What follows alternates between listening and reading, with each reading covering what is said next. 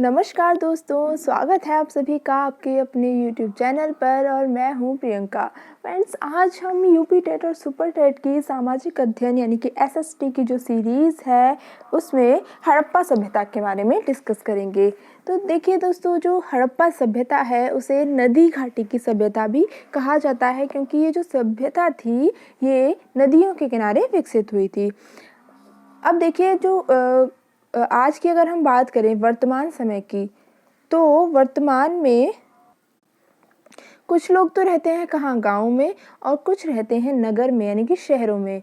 और जो दोनों ही जगह का जो रहन-सहन है उसमें कुछ समानताएं भी होती हैं और कुछ विभिन्नताएं भी, यानी कि कुछ अंतर भी देखने को हमें मिलता है।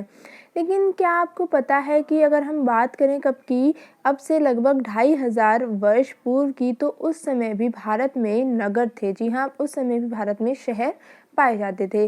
अब आपको ये जानकर काफ़ी हैरानी होगी कि ये जो प्राचीन नगर थे, इनका जो निर्माण था वो बिल्कुल आजकल की जो नगर निर्माण योजना है, जो इतनी सुनियोजित तरीके से है, उसी की तरह होता था। और ऐसा हमें कौन बताता है? ऐसा हमें उस समय के अवशेषों से पता लगता है।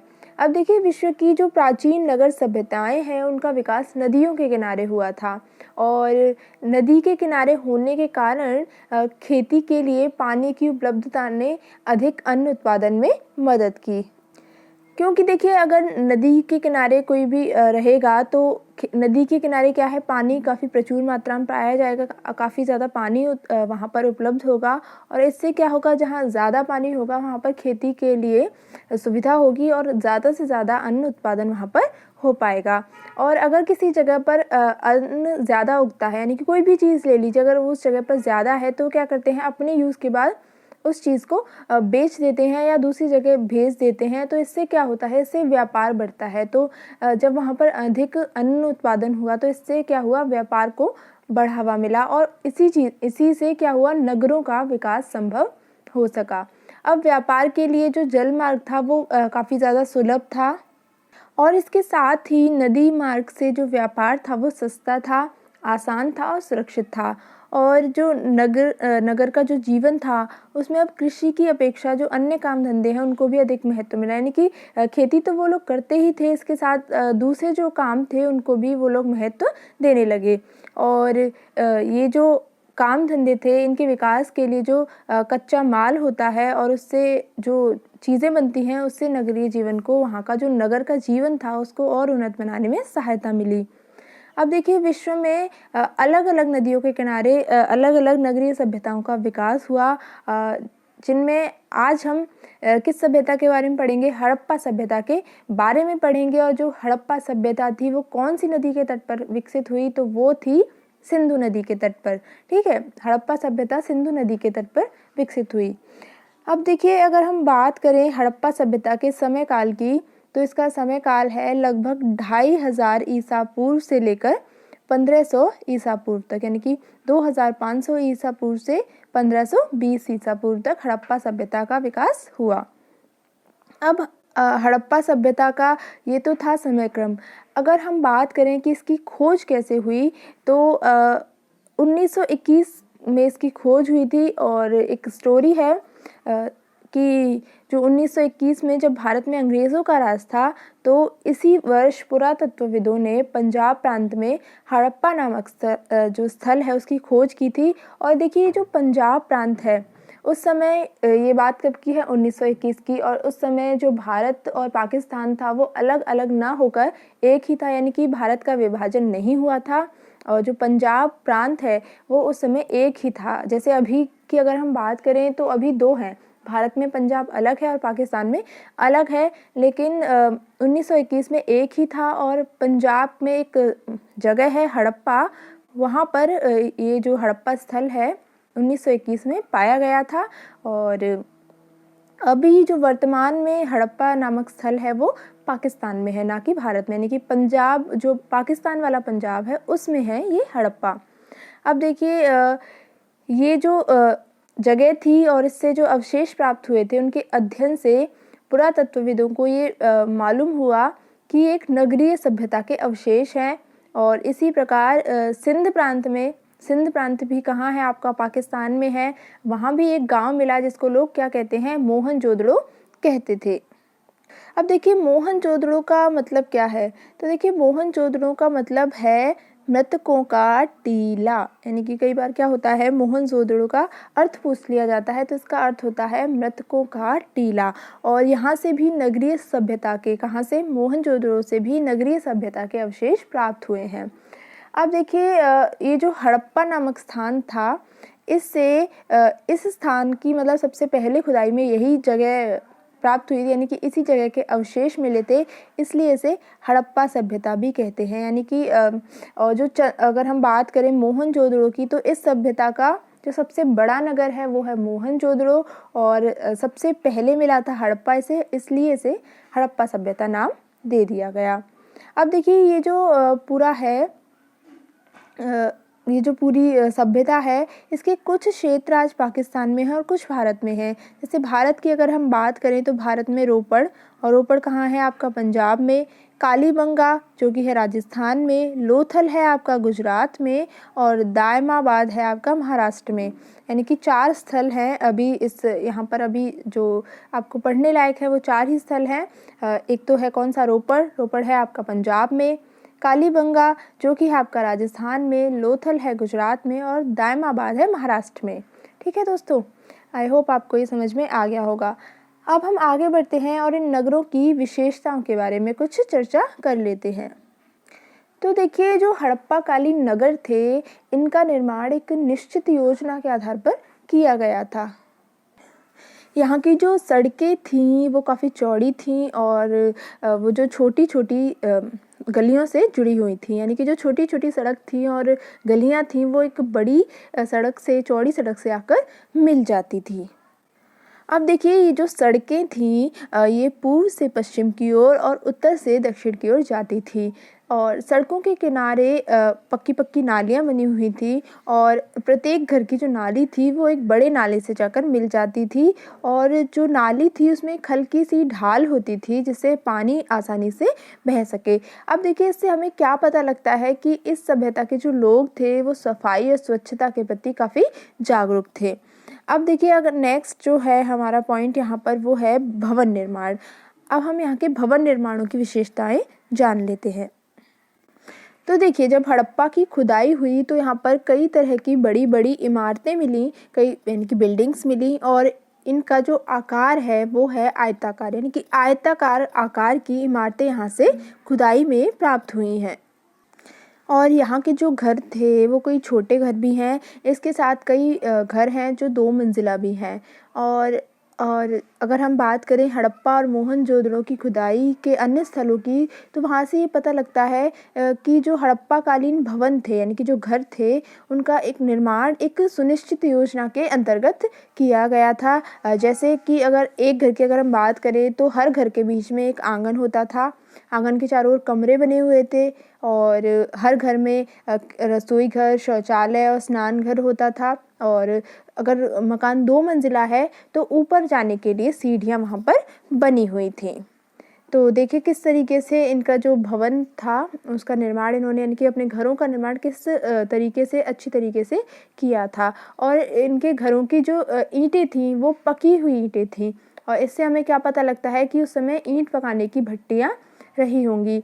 हड़प्पा सभ्यता के जो नगर हैं उनकी खुदाई में पक्के घर तो मिले ही हैं, इसके साथ साथ कुछ बड़े गोदाम भी मिले हैं, और ऐसा अनुमान लगाया जाता है कि इन गोदामों में आसपास के गांव से अनाज इकट्ठा करके रखा जाता होगा। इसके अलावा मोहनजोदड़ो में एक बड़ा सा स्नानागार भी मिला है, यानी कि एक बाथरूम टाइप का या स्विमिंग पूल टाइप का मिला है, और इसके चारों तरफ कमरे बने हुए थे। ऐसा अनुमान लगाया जाता है कि जब कोई बड़ा फंक्शन टाइप का होता होगा या कोई विशेष उत्सव होता होगा इनके यहाँ पर, तो यहाँ पर सभी लोग एक साथ स्नान करते होंगे, और जो वहाँ पर छोटे जो कमरे बने हुए हैं वो शायद महिलाओं के लिए रहे होंगे। अब देखिए नेक्स्ट है हमारा यहाँ पर रहन सहन। अब हड़प्पा वासी किस तरीके से अपना जीवन जीते थे उसके बारे में हम यहाँ पर चर्चा कर लेते हैं। तो देखिए अगर हम इनके खाने की बात करें, इनके भोज्य पदार्थों की बात करें, तो चावल, गेहूँ और जौ इनके मुख्य भोज्य पदार्थ, यानी कि ये लोग क्या क्या खाते थे? चावल, गेहूँ और जौ। ठीक है। अगर हम इनके वस्त्रों की बात करें तो ये लोग सूती और ऊनी दोनों प्रकार के वस्त्र पहनते थे। और यहाँ के जो लोग थे वो गेहूँ, जौ, मटर, कपास, तिल और चावल की खेती करते थे। और ऊंचे कंधों वाले बैल, गाय, भैंस, बकरी, भेड़, सूअर, हाथी, ऊंट इनके पालतू पशु थे। अब देखिए यहाँ पर एक और चीज़ है इनके रहन सहन में, वो है वो चीज़ क्या है? वो है इनके आभूषणों को लेकर। तो देखिए हार, कंगन, पायल, बाली और अंगूठी इनके प्रिय आभूषण थे। और एक कारखाना प्राप्त हुआ है, मनका बनाने का जो कारखाना है वो प्राप्त हुआ है आपका चनहूदड़ों से। मनका बनाने का कारखाना प्राप्त हुआ है। आगे बढ़ते हैं। अब हम बात करते हैं इनके देवी देवताओं के बारे में, यानी कि किन की पूजा करते थे। तो देखिए इतिहासकार हैं, उनके अनुसार हड़प्पा सभ्यता के धर्म की 4 मुख्य विशेषताएं थीं। कौन सी? यानी कि ये जो लोग थे वो मातृशक्ति की उपासना करते थे, शिव की पूजा करते थे, वृक्ष पूजा करते थे और पशु पूजा करते थे। ठीक है। यानी कि ये लोग 4 लोगों की पूजा करते थे, अपने 4 देवी देवताओं की पूजा करते थे। अब देखिए यहाँ पर एक पिक्चर में आपको मातृ देवी की इमेज दिखाई दे रही है। अब ये देखिए जो मूर्ति है ये खुदाई में मिली है और ये मिट्टी की मूर्ति है। और इस मूर्ति ये जो है एक चौकोर पट्टे पर थी। ठीक है। और इसके सिर पर भैंसे के सींग का चित्र है और उसके चारों तरफ कई सारे जानवर हैं। यानी कि ये जो यहाँ पर है ये देखिए एक पट्टा है नीचे की तरफ, पैरों की तरफ। और भैंसे का जो सींग होता है यानी कि पशुपति जिसको ये लोग कहते होंगे, यानी कि पशु की भी पूजा करते थे। और चारों तरफ कई सारे जानवर बने हुए हैं, शायद ये इनके कोई देवता होंगे। और सिंधुवासी इन्हें पशुओं का देवता मानकर पूजते होंगे। इसके अलावा देखिए यहाँ पर कुछ मोहरों पर पीपल की पत्तियाँ, सांप की आकृतियाँ जैसी भी बनी मिली हैं और शायद वे इन सब की पूजा करते होंगे। और इन सभी बातों का हम सिर्फ अनुमान लगा सकते हैं अच्छी तरह से, यानी कि हम बिल्कुल श्योरिटी के साथ कोई भी बात नहीं कह सकते, क्योंकि अभी तक वहाँ की जो लिपि है उसको पढ़ा नहीं जा सका है। आगे बढ़ते हैं। अब बात कर लेते हैं काम धंधों के बारे में, यानी कि लोग क्या काम करते थे। तो देखिए जब खुदाई हुई तो खुदाई में तांबे और कांसे की बनी हुई कुल्हाड़ी, दर्पण, आरी, कंघी उस तरह प्राप्त हुए हैं। यानी कि ऐसा अनुमान लगाया जाता है कि जो सिंधु घाटी के लोग थे वो ज़मीन में से धातु निकालने और उसे साफ़ करने और गलाकर अन्य चीज़ें बनाने के तरीके जानते थे। अब देखिए कांसा क्या होता है ये हम पहले भी जान चुके हैं कि कांसा तांबा और टिन को मिलाकर बनाई गई एक धातु होती है। अब देखिए ये धातु की चीज़ें बनाने के साथ साथ पत्थर के औजार भी बनाया करते थे, यानी कि ये ताम्र पाषाणिक संस्कृति से बिलोंग करते थे। और अब देखिए इसका कारण क्या रहा होगा कि ये पत्थर के औजार भी बनाते थे। तो देखिए ये हो सकता है कि तांबा और कांसा जो होती हैं वो पत्थर की तुलना में बहुत ज़्यादा मजबूत नहीं होती हैं और ये जो धातुएं होती हैं हर जगह आसानी से भी नहीं मिल पाती हैं, इसलिए ये लोग पत्थर के औजार भी साथ साथ बनाते होंगे। ठीक है। तो ये था इनका काम धंधा। और इसके अलावा देखिए यहाँ पर खुदाई में चाक का यानी कि चक्के का इस्तेमाल जो कि मिट्टी के बर्तन बनाने के लिए किया जाता है उसको भी खुदाई में पाया गया है। इसके अलावा मोहनजोदड़ो से एक कांसे की बनी नर्तकी की मूर्ति भी प्राप्त हुई है। इसके अलावा यहाँ से एक सेल खड़ी की बनी मूर्ति भी प्राप्त हुई है। अब देखिए नेक्स्ट है यहाँ पर वस्तु विनिमय, यानी कि हड़प्पा सभ्यता के जो लोग थे वो एक वस्तु के बदले दूसरी वस्तुओं को लेकर, यानी कि एक चीज़ किसी ने कोई बनाई दूसरे ने कुछ बनाई तो आपस में आदान प्रदान उन चीज़ों का कर लेते थे, क्योंकि ये लोग इनके लिए रुपए और सिक्कों का प्रयोग नहीं करते थे, क्योंकि उस समय रुपए पैसे का प्रचलन नहीं था। और वस्तु विनिमय का देखिए अर्थ होता है वस्तु के बदले दूसरी वस्तु का लेना और देना। ठीक है। यानी कि वस्तुओं का आदान प्रदान करना। आगे बढ़ते हैं, बात कर लेते हैं इनके व्यापार के बारे में। तो हड़प्पा के जो नगर हैं वहाँ से पत्थर, हाथी दांत, धातु एवं मिट्टी की बनी हुई वस्तुएं मिली हैं। अब देखिए कुछ विद्वान जो हैं वो ये सोचते हैं कि वास्तव में व्यापारियों की मुहरें थी और ये जो मुहरें हैं वो अलग अलग आकार की हैं। अब देखिए ये जो मोहर हैं इन पर आदमी की आकृतियाँ, कुछ पर जानवरों की, कुछ मोहरों पर पौधों की और कुछ पर बर्तनों की आकृतियाँ बनी हुई हैं। अब देखिए जब व्यापारी एक जगह से दूसरी जगह सामान भेजते थे तो सामान को बांधकर उस पर गीली मिट्टी छापते होंगे और गीली मिट्टी पर अपनी जो मुहर होती थी उसे छाप बना देते होंगे। यानी कि हर जो व्यापारी होता होगा उसकी कुछ अलग छाप होती होगी और इससे क्या होगा, उनके सामान की पहचान बनी रहती होगी। अगर तौलना और मापने की अगर हम बात करें तो इसके लिए ये लोग बटखरे और पैमाने का प्रयोग करते थे। ठीक है, और बटखरा और पैमाना तौलने के लिए और नापने के लिए। और ये जो मोहरें हैं ये दूसरी देशों में भी पाई गई है, यानी कि यहाँ की जो मोहरें थी वो दूसरे देशों में पाई गई हैं, खासकर कहाँ पर, मेसोपोटामिया, जो कि कहाँ है, इराक में। और इससे अनुमान लगाया जाता है कि इन दोनों देशों के बीच व्यापार होता होगा। ठीक है, आगे बढ़ते हैं, बात कर लेते हैं यहाँ की लिखावट के बारे में। तो देखिए हड़प्पा सभ्यता की जो मोहरें हैं उन पर संकेत के रूप में लेख लिखे मिले हैं, जिससे उनके जो अक्षर हैं वो चित्र जैसे लगते हैं, यानी कि सिंबल्स टाइप के बने हुए हैं। और जो उनके अक्षर हैं वो इससे क्या होता है, चित्र जैसे लगते हैं, एक इमेज के जैसे लगते हैं। और विद्वान आज भी इस लिखावट को पढ़ नहीं पाए हैं, इसलिए हड़प्पा सभ्यता को किस युग के अंतर्गत रखा जाएगा, उनको रखा जाएगा आद्य ऐतिहासिक युग के अंतर्गत रखा जाएगा। यानी कि लिखाई तो वो लोग जानते थे लेकिन हम उस लिखाई को अभी तक पढ़ नहीं पाए हैं। अब देखिए आगे बढ़ते हैं और हड़प्पा संस्कृति के लोथल क्षेत्र में मिले बंदरगाह, यानी कि लोथल में, और आपका लोथल कहाँ है, गुजरात में, वहाँ पर एक बंदरगाह मिला है और उसके अवशेषों से पता लगता है कि ये लोग जो है नदी या समुद्र से व्यापार करते थे। और जो लोथल होगा वो मुख्यतः व्यापारिक नगर रहा होगा, क्योंकि यहाँ से बंदरगाह यानी कि गोदी, मुहर और गोदाम के अवशेष मिले हैं।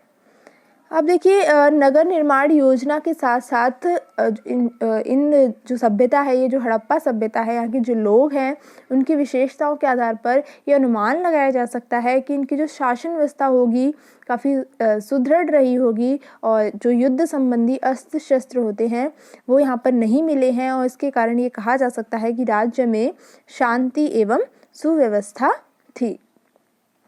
आगे बढ़ते हैं। अब देखिए नगर ये कैसे ख़त्म हो गए, यानी कि इनका अंत कैसे हो गया। तो यानी कि जो हड़प्पा के नगर थे वो 4 से 5 हज़ार पहले तक थे।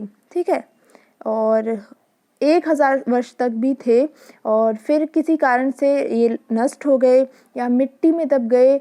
तो इसका भी पता नहीं है कि किस वजह से हो गया। हो सकता है बाढ़, भूकंप या कोई महामारी ऐसी फैली होगी, किसी ने आक्रमण कर दिया होगा या आग लग गई होगी या फिर आर्यों के आने के कारण ये नगर खत्म हो गए। अब ये जो हड़प्पा सभ्यता है इसकी विशिष्ट देन क्या है, वो है नगर निर्माण कला। यहाँ के जो लोग थे इन्होंने अपना घर बनाने में पकी ईंटों का प्रयोग किया, पानी के निकास हेतु नालियों की समुचित व्यवस्था की और ये सारे काम इन्होंने किए। और हड़प्पा सभ्यता के नगर जो खत्म हो गए उसके बाद सैकड़ों वर्षों तक भारत में कोई भी नगर नहीं बसे। अब देखिए इस सभ्यता की कुछ और इम्पॉर्टेंट चीज़ें हैं वो जान लेते हैं कि ये जो सभ्यता थी वो कांस्य युगीन सभ्यता थी। ठीक है, और ये भारत की पहली नगरीय सभ्यता थी। इसके अलावा सबसे पहले कपास उत्पादन करने का जो श्रेय है वो भी हड़प्पा सभ्यता के लोगों को है। और इस सभ्यता के जो लोग थे वो सूती कपड़ों का प्रयोग भी करते थे। और अगर हम इसकी लिपियों की बात करें तो सभी भारतीय लिपियाँ बाएं से दाएं लिखी जाती हैं। जैसे कि अगर हम देवनागरी लिपि की बात भी करें, अपनी हिंदी की जो लिपि है तो वो भी बाएं से दाएं लिखी जाती है, लेकिन हड़प्पा की जो लिपि थी वो दाएं से बाएं लिखी जाती थी। तो ये कुछ इम्पॉर्टेंट पॉइंट थे जो कि आपको याद रखने हैं।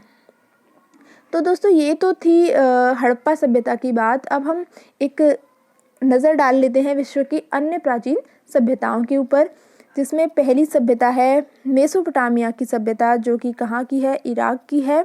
और इसका जो समय क्रम है वो है 5000 ईसा पूर्व से 2000 ईसा पूर्व।